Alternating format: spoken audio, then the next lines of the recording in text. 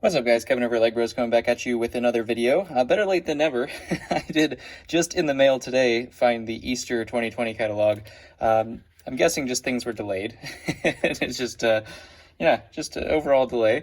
Not too late. You know, Easter's already over and everything, but, for the most part, we're completely on time for all of this. So you guys did enjoy that investing in Lego video, so I figured I'd do another one with the Easter catalog of 2020. So let's go ahead and dig into this, see what I think from an investor point of view is going to hold its value and what is not going to hold its value specifically. So we'll go ahead and start here. We have some Easter stuff. Obviously, this is, I don't know if it's still available or if it's totally done because, like I said, this is all past Easter, which is kind of funny. That's a really cool set, though. It's got the bunny headpiece in there. I think that's the same one as the series bunny, so that could prove valuable. And then we have just some junior sets. Obviously, there's not going to be any value in junior sets for an investment purpose. Some of the cars are kind of hit and miss. A lot of the Ferraris do okay, but there have been so many of them that it's kind of hard to say what they're going to do specifically. So cars are very, very hard to predict which cars are going to do well and which cars are not.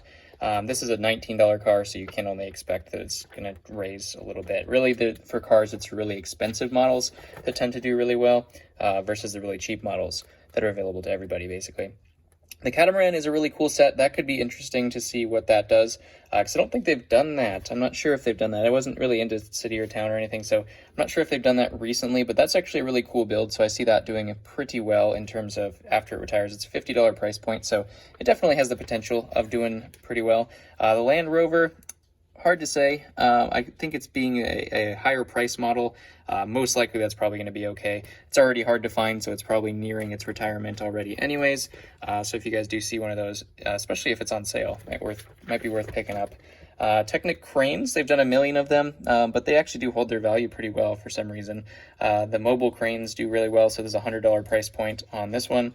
And ultimately, that could prove to be a pretty good investment. Obviously, these little mini builds aren't going to do anything. We have an app-controlled rally car. I stick with my theory based off of anything that has apps or it has some kind of control is not going to do well in terms of an investment because of the fact that control will somewhat be outdated at some point. Kind of like the Droid developer kits and stuff like that run on a CD, and a lot of computers don't even have CD players anymore. Or DVD-ROMs or anything. So it's possible that one does not necessarily do too well. The excavator, giant, huge Technic set, is going to do amazing. Ultimately, it's such a high price point that it's not really a great investable set unless you find it on sale or something like that. But this will hold its value. You will have to hold on to it for a while, but it's so cool and so huge that some adult will love that in like 10 years, and we'll pay quite a bit of money for it. So that's definitely a for sure kind of investment. It's not that all of the really high value ones do well, but I think this one will definitely do well. There was a lot of interest in it from various YouTube videos made on it and stuff like that. There's a ton of interest on that set when it got released. We have some more great city, it says great, I didn't call them great, they said they called them great vehicles. These are just the little tiny builds. Monster truck is really super cool. There's been a lot of street sweepers. I'm not sure why there's so many street sweepers. Maybe just kids love street sweepers. I'm not sure. This is also a cool little set in terms of for the money. $20 gets you a whole bunch of things for a little 4+ builder to build. Nothing really on this one. Those are pretty typical city sets that aren't going to do too hot. We can go free to Legoland if it was open. Wah, wah, rip. Ouch. Oh man, I want to go to Legoland though. They were supposed to open New York. Ooh, that's a sore subject. Opening July 4th, so they did update that. I think that was supposed to open up earlier than that. I'm not 100% sure, but I believe they had an earlier date for that supposed to be opening, and unfortunately they had to cancel all of that, I would imagine. I could be off on that, but I'm pretty sure. Some more junior sets. Man, there's been a lot of junior sets in this catalog. There has not been a lot of like bigger collectible sets at all so far. These ones, superheroes, unless you have a really unique fig, a superhero set is not going to be a collectible set.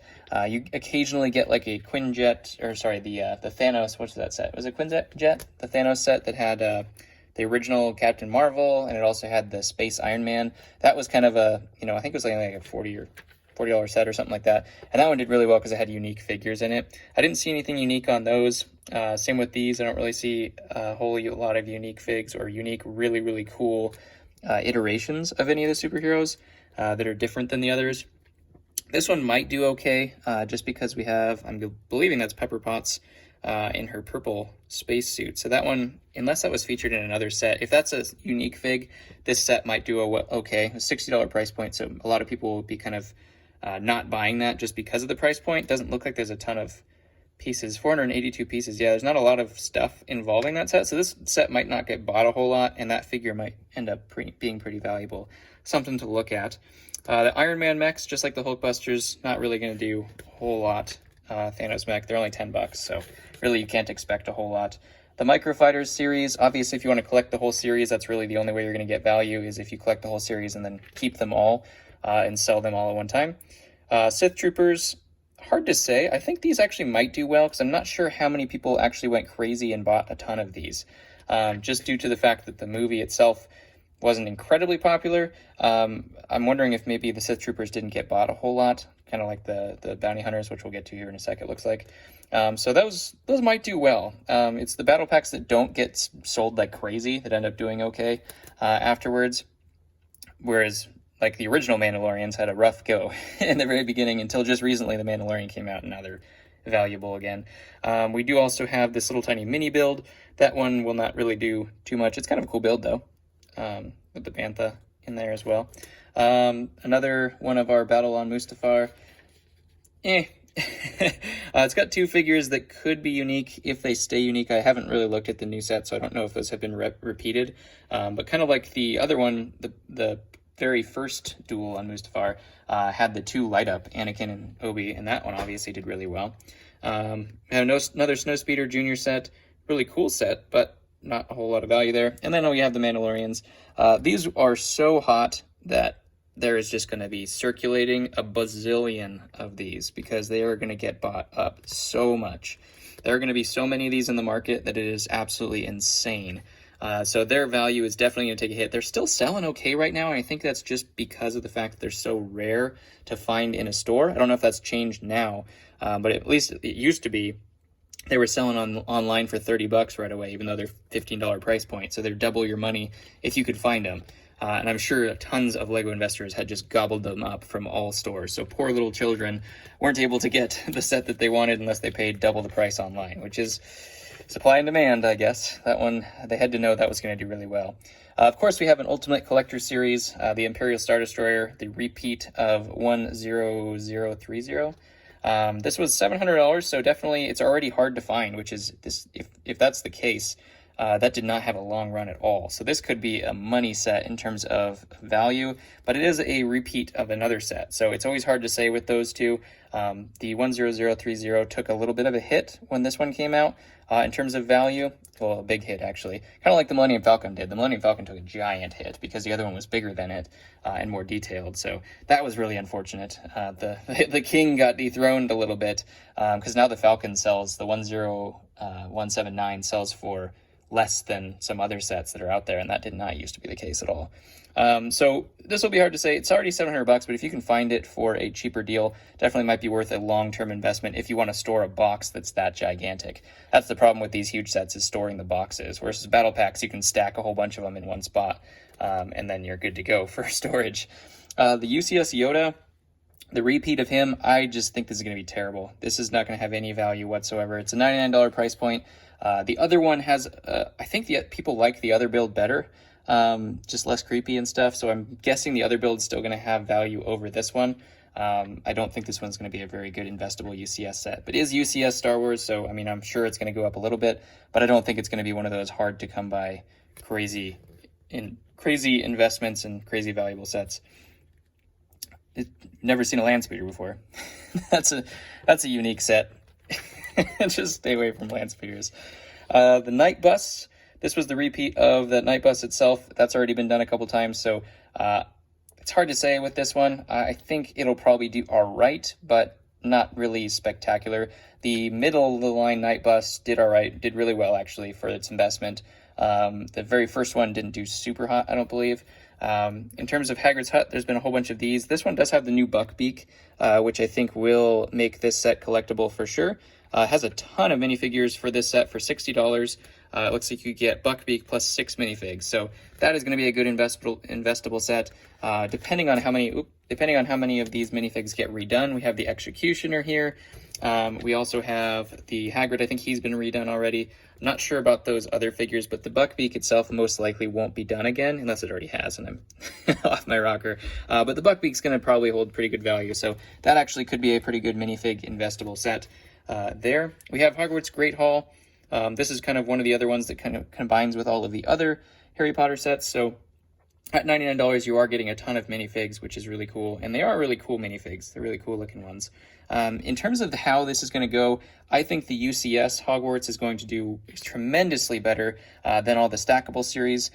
We have already seen the Hogwarts set just skyrocket, probably just because of the quarantine lockdown stuff, and it being basically like somebody just locked at home and wants to build a 6,000 piece set. But I see the UCS Hogwarts, the one that I just got in the video a little while ago, going tremendously good in value. I should have bought the other one. I had two of deals that were about the same price, and I should have bought the other one just for keeping purposes. But I don't do that just because I don't have the storage to do that right now. So you have to have a whole lot of storage for any kind of investable Lego. And I don't have a basement or anything like that, unfortunately. We have this set, which is the Expecto Patronum. This is a great set in terms of figures. I think this is a great set to stock up on, just because it has some fan favorites. Sirius Black in there is a fan favorite. Obviously, the Harry Potter is not going to be worth anything. But we have two Dementors, and we also have the Patronus Stag, which I'm not sure if there's any other one, but this could be a very kind of sleeper for $20, depending on how long it sits there. It also has some really cool trees, so a lot of people use these for mocks and stuff like that. I think this is a good investable set. We'll see what it does. I mean, obviously, at $20, it's a great price point. It's worth the risk, and it's got some really cool, features. So, I mean, even if it's just the trees and the figures, you're getting basically 5 minifigures, because this is going to have some value as well. So you're basically getting about 5 minifigures for $20, which you cannot beat that. I mean, obviously, it's almost like a battle pack, I guess. But in terms of that, I think it's going to do really well. For the Trolls, that is a tough one to say. I don't think it's going to do well at all in terms of an investment. Some of the sets are really cool. My daughter will love them. I'll get them, I'm sure, for her at some point. In terms of the minifigs, I really don't see any of them being super collectible, and somebody collecting all of the Trolls minifigs. You can throw hate my way if you want, but I just don't see it. I don't see somebody with a minifig wall of all the different versions of Poppy. It's a great movie for kids. My daughters love it. But Lego's never been just the complete captive audience of girls. It's definitely getting a lot better. But I would say that still Lego's audience is mostly male, or boys anyways. Obviously, when you get older, a lot of girls are getting into Lego and stuff like that. And now that they have a ton of Lego sets, my wife's even said, that if they had these when I was a kid, I would definitely be playing with Lego more. So I'm sure they're capturing more of the audience, but things like this, I do not think is going to be a valuable investment. Lego Dots obviously is going to have no value whatsoever in terms of investment, because it's just pieces. There's no minifigs to collect. There's no unique anything about it. There are some pieces in there, so a Bricklink store could do pretty well with these maybe. But ultimately, in terms of investment, there's nothing there. Lego Friends, the little cubes, unless there's any kind of unique minifigure, there's been so many iterations of all of these that same thing, I don't think anybody's going to have a whole wall of all of them. There probably are a couple people out there that do, but in terms of just the overall shopping market, where you can count on somebody having a wall of Star Wars, or a wall of superheroes, or, a wall of Lord of the Rings, stuff like that is pretty easy, and even Ninjago, people want to collect all Ninjago. And ultimately with Friends, we just don't see that in terms of the resale value. Right now, it's about $2 per fig for pretty much any Friends set, or any Friends fig that you find. So really, because it's already that cheap for all of the old school stuff, and none of them have gained in value, it's pretty surefire non-good investment. If you keep them sealed and you get some of the bigger ones, obviously you'll just take the consideration that it's a larger set that nobody bought, and if they want to buy it later on, like some of the summer sets, like the amusement parks and stuff like that, they might do well in terms of keeping them sealed. In terms of a used value, nothing whatsoever. In terms of all of these, it looks like there's some storybook adventures, which are a really neat idea. Might definitely have to look into those for my girls, because that is a really, really cool set in terms of purchasing. Some princess figures do okay, like the Jasmine set, for some reason. I think because it had a tiger, did really, really well in terms of resale value. But there's other ones that are just complete misses. So we will have to see about those. It's very hard to tell. That's really, I would not invest in it with my money, just because it's so hard to know what's going to hit and what's not. You'd have to look for a really unique figure. Disney Castle, buy that all day long. Just, I don't know when they're going to retire it. There's a ton of them out there because I don't know when they're going to retire it from Lego. They're probably never going to retire it because it's such a good seller, because it is just an amazing set. For $350, it's really not even that bad of a deal for the amount of pieces that you're getting and the figures that you're getting. Obviously, Tinkerbell itself is like a $50 fig. You get unique figures across the board, I believe, unless Donald Duck might be a repeat. But ultimately, just the fame of the Disney Castle and the reason why that people would want to build that, this is an investable set all day long. You might have to wait a while because Lego will eventually retire it, I imagine. But ultimately, they've had it for a long time. So it's hard to say when that will happen. So you might be holding on to it for 10 years, and it's a big box. So you have to be ready for that. Minecraft have had some figures that actually do have value. When you would feature like diamond armor or gold armor or something to that effect, something unique in there, a fox, maybe that might do okay. But ultimately, if you're looking at Minecraft sets, you're probably just looking at for playability and making sets. You're not really necessarily looking at for resale value. In terms of Ninjago, that is one that is always hard to call as well because they do really well.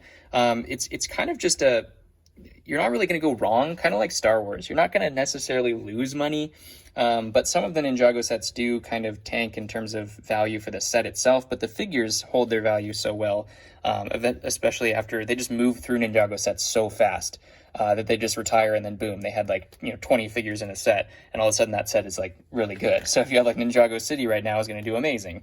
But some of the little sets, his little $20 sets with just a Garmadon and a Kai, that's not going to do well. It's just there's so many Kais and whatnot. I mean, obviously you might get eventually like $5 per fig, so you get half your money back, but the set itself is not going to be worth very much. And in terms of the unique ones, like this is a Gold Ninja, definitely going to be worth looking into this one as an investment. It does have Woo on there. Woo! If we have some four-armed Garmadon, or that's a Stone Soldier actually, Stone Warrior. It looks like a four-armed Stone Warrior. But Stone Warriors have been done a million times as well, so mostly you'd be looking at that fig. And if that Woo is special, that you'd be looking at that too. In terms of the bigger sets here, we have some really cool-looking colors on them, but it's kind of like a interesting build to them. I don't really like those in particular. I don't know if other people will. So I'm going to say no on investment because I don't really like it. And we see anything else here? We got the pink Ninja, which I've never seen before. I'm sure you guys will roast me on who that actually is. The Gamers Market, that set might do pretty well just because look at all these figs. $30, all those figs. Holy cow. You'd have to keep it for a while till they become valuable, but that's definitely some value right there. And then the hidden side, it's an app, so I'm going to say no. We'll see how it does. I think it's selling pretty well. I think it's doing all right. So ultimately, we'll have to see what that does in terms of sales. But in terms of the figures itself, and the investability, it's got an app. So I'm just going to go with the same side. It might surprise me, but I'm going to go with the same thing I always say. It's not going to invest well because it's an app. And then in terms of the rest of them, we just have some creator sets. I don't really see much here other than the giant hamburger truck. I think we did that on the last video, the last investable video. Classic pieces, obviously, if you can find those very cheaply, those are worth the pieces if you have a Bricklink store. Absolutely. We have our Lego Friends Central Perk. That could do well. It's only $60, so it's worth a risk. Maybe pick up one or two of those if you're looking at an investment once they retire. The Treehouse, I don't know how well that's going to do. It's probably going to do all right, probably gain about $100 in value once it retires, but I don't see it skyrocketing or anything like that. Space Station's the same way. And the Lego Dinosaur Fossils, that's going to be a unique set as well. I would wait till it's on sale and then maybe pick up a couple of those too. The NASA Lunar Lander, that one could be worth it as well, as long as you find it on sale. Obviously, people who are investing in Lego usually buy it on clearance, not like right when it comes out. You wait until it's on clearance, but sometimes you miss out once it's on clearance. So maybe one of those. And then in terms of the Fiat and the Ford Mustang, the Mustang might do well. It's already hard to find, and it hasn't been out for very long, I don't think, maybe a year or two. So ultimately, I would say the Mustang's a good buy. The Fiat, nah, I don't think so. And in terms, just not as popular as the Mustang. In terms of corner garage and modulars, always get modulars. Always get modulars. Did I say always get modulars? Yeah, always get modulars. Investable, oh my gosh, just solid. This is like the stock market right here. Solid investment. Now, obviously, a lot of investors are investing heavily in modulars because they've shown so consistent. but they still show consistent. So ultimately, there's always going to be people that want to build cities, and that's why Lego is making a ton of money on these, and that's why investors are making a ton of money on these. When you have cafe corners and green grocers going for over $1,000 for people who paid probably $100 and got them on clearance, or even less, it's a no-brainer. Get those. In terms of this, it's not going to do well. I don't think so. Nope, it's just not popular enough, in my opinion. It's a new set, so maybe I could be wrong, but I don't see it gaining in value whatsoever. So that's going to be our video for today. We're going to wrap that up here, and yeah, comment below what you would invest in. Comment below if you like these videos, you want me to do more of these every time a new magazine comes out. Hopefully it comes to me on time next time. Love you guys, and I'll catch you on the next one.